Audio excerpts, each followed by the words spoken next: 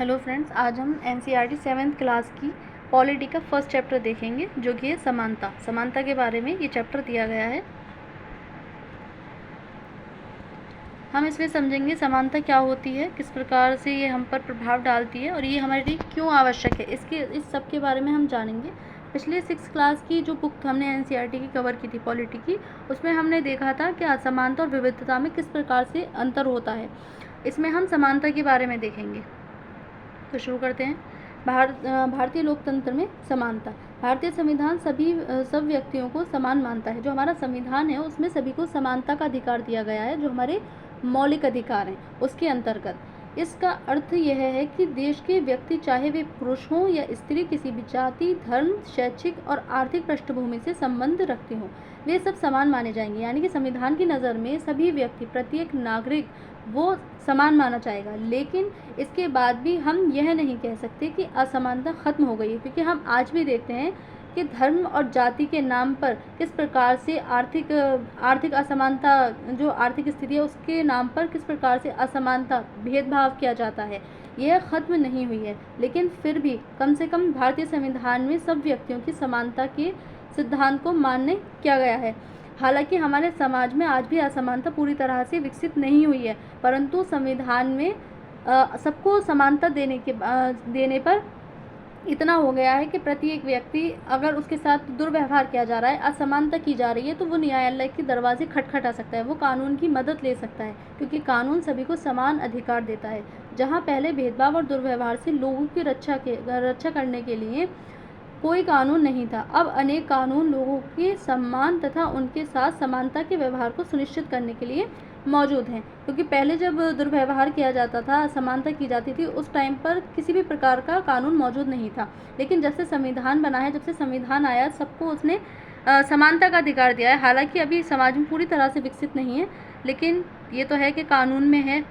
यहाँ पर एक मूवी का कुछ क्लिप काट करके दी हैं।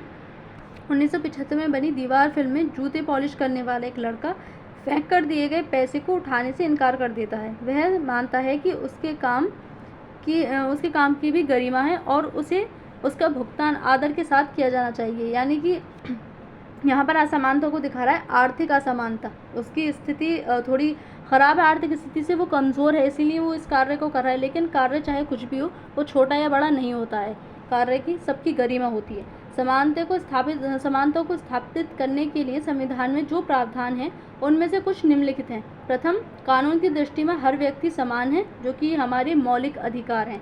इसका तात्पर्य यह है कि हर व्यक्ति को देश के राष्ट्रपति से लेकर कांता जैसी घरेलू काम की नौकरी करने वाली महिला तक सभी को एक ही जैसे कानून का पालन करना है। क्योंकि कानून की नज़र में हमारा जो अनुच्छेद 14 है, ये हमारा मौलिक अधिकार है और ये अधिकार देता है कि कानून की नज़र में प्रत्येक नागरिक सभी समान होंगे।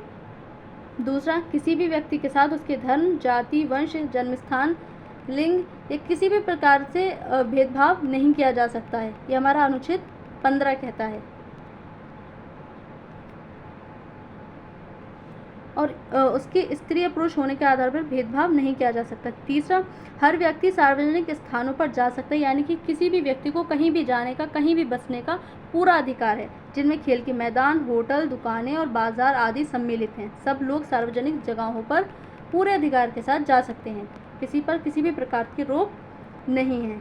कुओं, सड़कों और नहाने के घाटों का उपयोग कर सकते हैं। पहले हम क्या देखते थे कि जो निचली जाति होती थी, जिनको हम दलित बोल देते हैं, उनको एक ही कुएं से पानी लेने का अधिकार नहीं था, अलग बस्तियों में उनको बसाया जाता था। लेकिन संविधान के आने के बाद ये चीज़ें ख़त्म कर दी गई और इनको एक अपराध घोषित कर दिया गया, सबको समान लेकर आया गया। चौथा, अस्पृश्यता का उन्मूलन कर दिया गया। ये हमारा अनुच्छेद 17 कहता है कि किसी भी प्रकार से छुआछूत को ख़त्म किया जाएगा, छुआछूत को मान्य नहीं किया जाएगा। यदि कोई व्यक्ति किसी के साथ अस्पृश्यता यानी कि छुआछूत जैसी चीज़ें करता है, तो उसको अपराध घोषित कर दिया गया है, उस पर कानूनी कार्यवाही की जाएगी। संसद हमारे लोकतंत्र का आधार स्तंभ है और हम अपने निर्वाचित प्रतिनिधियों के माध्यम से उसमें प्रतिनिधित्व पाते हैं। ये हमारी नई संसद, पहले पुरानी दूसरी थी।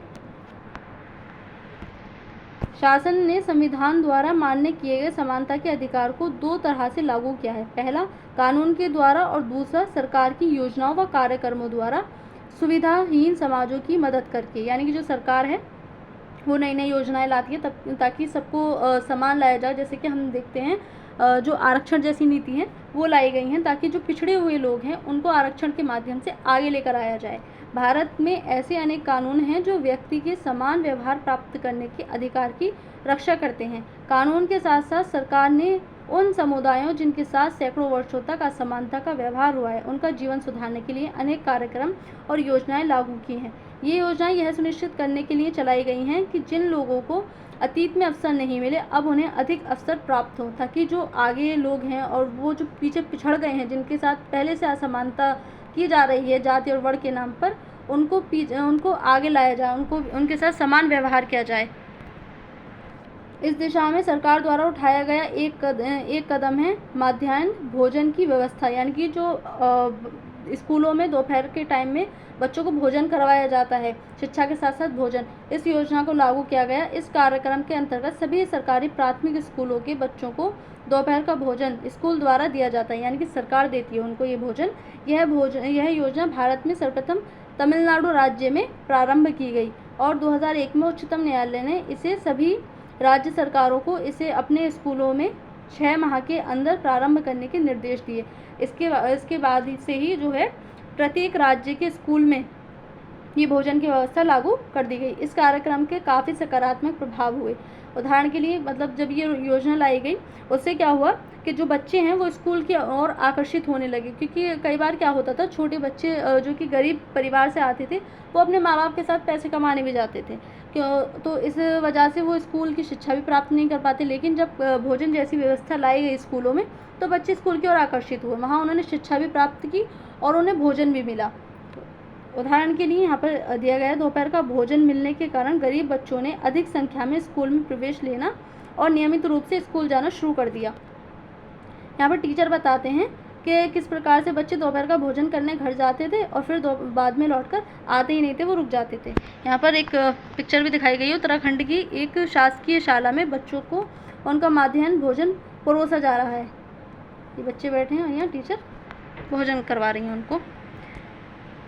घर जाते थे और फिर वापस स्कूल लौटते ही नहीं थे, परंतु अब जब से स्कूल में मध्याह्न भोजन मिलने लगा है उनकी उपस्थिति में सुधार आया। यानी कि बच्चे अब जाते ही नहीं हैं तो वे स्कूल में पूरी शिक्षा प्राप्त करने के बाद ही घर जाते हैं। वे माताएं जिन्हें पहले अपना काम छोड़कर दोपहर को बच्चों को खाना खिलाने घर आना पड़ता था, अब उन्हें ऐसा नहीं करना पड़ता, क्योंकि कोई महिला अपने काम पर गई है तो वो अपने काम को छोड़कर वहाँ आ रही है तो उसके पैसे भी कट रहे हैं काम को छोड़कर आने की, और फिर उसको परेशानी भी हो रही है, पता नहीं कितनी दूर जा रही हो वो काम करने के लिए।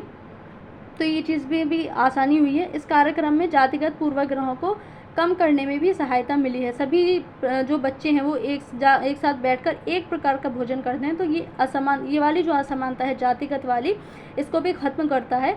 और कोई पहले अगर ऐसा होता है कि अपना लंच लेकर के आ रहे हैं बच्चे, तो कोई कुछ खा रहा है, कोई ज़्यादा अच्छा खा रहा है, कोई थोड़ा कम अच्छा खा रहा है, तो ये चीज़ भी ख़त्म हुई है। सबको समान प्रकार का भोजन मिला है, सब एक साथ बैठकर भोजन कर रहे हैं, क्योंकि स्कूल में सभी जातियों के बच्चे साथ साथ भोजन करते हैं। और कुछ स्थानों पर तो भोजन पकाने के लिए दलित महिलाओं को काम पर रखा गया है, यानी कि उनको रोज़गार भी मिला, महिलाओं को भी काम मिला, तथा जो दलित महिलाएं हैं, जो जातिगत व्यवस्था थी उसको ख़त्म करने के लिए भी एक अच्छा रास्ता माना गया। मध्याह्न भोजन कार्यक्रम ने निर्धन विद्यार्थियों की भूख मिटाने में भी सहायता की है, क्योंकि जो गरीब बच्चे होते हैं वही ज़्यादातर जो सरकारी स्कूलों में एडमिशन लेते हैं, जो जिनके पास पैसा है वो तो फीस देकर प्राइवेट स्कूल में, महंगे स्कूल में पढ़वा देते हैं बच्चों को। तो इस चीज़ को भी इसने काफ़ी हद तक कम किया है। जो प्राय खाली पेट स्कूल आते थे और इस कारण पढ़ाई पर ध्यान केंद्रित नहीं कर पाते थे, तो उनके पेट भरने में। यद्यपि शासकीय कार्यक्रम अवसरों की समानता बढ़ाने में महत्वपूर्ण भूमिका निभा रहे हैं, किंतु अभी भी बहुत कुछ करने की आवश्यकता है। यानी कि अभी ये मतलब बहुत नहीं है, क्योंकि अभी भी हम देखते हैं असमानता किस प्रकार से जकड़े हुए हो पूरे समाज को। इसलिए इसमें और भी हमें कदम उठाने चाहिए। मध्याह्न भोजन कार्यक्रम ने निर्धन बच्चों का स्कूलों में प्रवेश और उनकी उपस्थिति को बढ़ा दी है, लेकिन फिर भी इस दिशा में वे स्कूल जहां अमीरों के बच्चे जाते हैं उन स्कूलों से बहुत अलग हैं। क्योंकि वहाँ अच्छी फैसिलिटीज़ दी जाती हैं पैसा दे करके, उनका खान पान मतलब उनका बैठने की जगह, अच्छी शिक्षा, अच्छे टीचर्स वहाँ मिलते हैं। जहाँ गरीबों के बच्चे पढ़ते हैं, आज भी देश में कई स्कूल हैं जिनमें ओम प्रकाश वाल्मीकि जैसे दलित बच्चों के साथ भेदभाव और असमानता का व्यवहार किया जाता है। यहाँ पर एक वाल्मीकि, ओम प्रकाश वाल्मीकि हैं राइटर, उनके बारे में उनकी स्टोरी यहाँ पर दी गई है। उनकी जो उन्होंने खुद अपनी बुक लिखी है। इन बच्चों को ऐसी असमान स्थितियों में ढकेला जाता है जहाँ उनके सम्मान की रक्षा नहीं हो पाती। ऐसा इसलिए है क्योंकि कानून बन जाने के बाद भी लोग उन्हें समान समझने से इनकार कर देते हैं, क्योंकि लोगों के दिमाग में तो वही पुरानी चीज़ें, पूर्वाग्रह बसा हुआ है। इसलिए आज भी असमानता झलकती है पूरे समाज में। इसका मुख्य कारण यह है कि दृष्टिकोण में बहुत धीरे धीरे परिवर्तन आता है। यद्यपि लोग यह जानते हैं कि भेदभाव का व्यवहार कानून के विरुद्ध है, फिर भी वे जाति, धर्म, अपंगता, आर्थिक स्थिति और महिला होने के आधार पर लोगों से असमानता का व्यवहार करते हैं। हम देखते हैं कि जो निचली जाति के होते हैं उनको गांवों में प्रवेश नहीं मिलता। महिलाओं को ये कहकर घर में बिठा दिया जाता है कि तुम महिला हो और तुम घर का ही काम करोगे, उनको बाहर नहीं जाने दिया जाता। तो ये सब असमानता हम देखते हैं। वर्तमान दृष्टिकोण को बदलना तभी संभव है जब लोग यह विश्वास करने लगे कि कोई भी कमतर नहीं है, क्योंकि ईश्वर ने सबको समान पैदा किया है। और ये जो असमानता वाला कॉन्सेप्ट है, ये इंसान ने खुद बनाया है। तो इस चीज़ को जब तक दिमाग से अपने लोग, ये समाज नहीं निकाल देगा, तब तक समानता आएगी भी नहीं। और हर व्यक्ति सम्मानजनक व्यवहार का अधिकारी है। प्रजातंत्रीय समाज में समानता स्थापित करना एक सतत संघर्ष है, जिसमें व्यक्तियों और विभिन्न समाजों को सहयोग देना है। इस पुस्तक में आप इसके बारे में और अधिक पढ़ेंगे, आगे भी दिया है और आगे भी चैप्टर्स में इसमें बताया गया है। यहाँ पर डॉक्टर भीमराव अम्बेडकर कुछ लिखते हैं अपने बारे में। अपने आत्मसम्मान को दांव पर लगाकर जीवित रहना अशोभनीय है। आत्मसम्मान जीवन का सबसे ज़रूरी हिस्सा है। आप खुद इमेजिन कीजिए, जब कोई हमारे साथ दुर्व्यवहार करता है, असमानता वाला व्यवहार करता है, तो हमें किस प्रकार से ठेस पहुँचती है। उस प्रकार से जो जाति के नाम पर इन लोगों के साथ असमानता की गई, उससे इन लोगों के दिमाग में भी एक चीज़ बैठ गई कि हाँ, हम इसी के लायक हैं, और ये फिर खुद भी आगे नहीं बढ़ना चाहते हैं। क्योंकि हम जिस प्रकार से पहले से ही जिसके साथ जैसा व्यवहार करते आते हैं, वो अपने दिमाग को वहीं तक सीमित कर लेता है। तो इसलिए असमानता बहुत बुरी चीज़ है, हमें इसको ख़त्म करना चाहिए। इसके बिना व्यक्ति नगण्य है। आत्मसम्मान के साथ जीवन बिताने के लिए व्यक्ति को कठिनाइयों पर विजय प्राप्त करनी होती है। केवल कठिन और निरंतर संघर्ष से ही व्यक्ति बल, विश्वास और मान्यता प्राप्त कर सकता है। मनुष्य नाशवान है, हर व्यक्ति को किसी न किसी दिन मरना है, परंतु व्यक्ति को यह संकल्प लेना चाहिए कि वह अपने जीवन का बलिदान आत्मसम्मान के उच्च आदर्शों को विकसित करने और अपने मानव जीवन को बेहतर बनाने में करेगा। किसी साहसी व्यक्ति के लिए आत्मसम्मान रहित जीवन जीने से अधिक अशोभनीय और कुछ भी नहीं है। क्योंकि हमने देखा था अम्बेडकर साहब के साथ में किस प्रकार से 6th क्लास की पॉलिटी में हमने देखा था इनके साथ में किस प्रकार से दुर्व्यवहार किया गया एक रेलवे स्टेशन पर।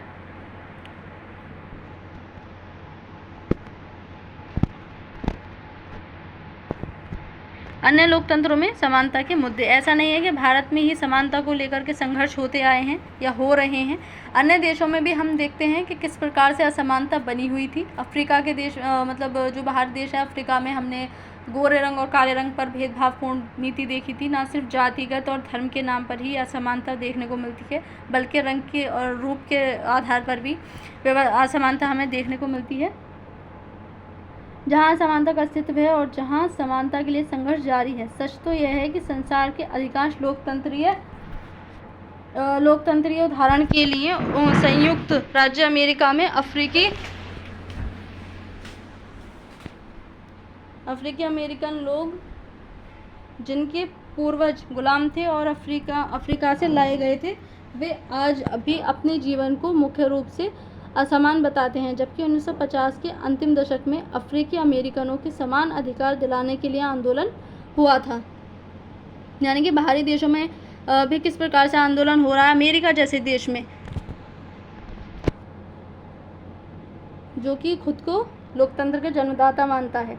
इससे पहले अफ्रीकी अमेरिकनों के साथ संयुक्त राज्य अमेरिका में बहुत असमानता का व्यवहार होता था और कानून भी उन्हें समान नहीं मानता था। यानी कि कानून की नज़र में भी कोई समान नहीं था। जिस प्रकार से हमारे यहाँ कम से कम कानून में तो समानता है। उदाहरण के लिए बस से यात्रा करते समय उन्हें बस में पीछे बैठना पड़ता था, या जब भी कोई गोरा आदमी बैठना चाहे उन्हें अपनी सीट से उठ जाना पड़ता था, गोरे आदमियों के लिए।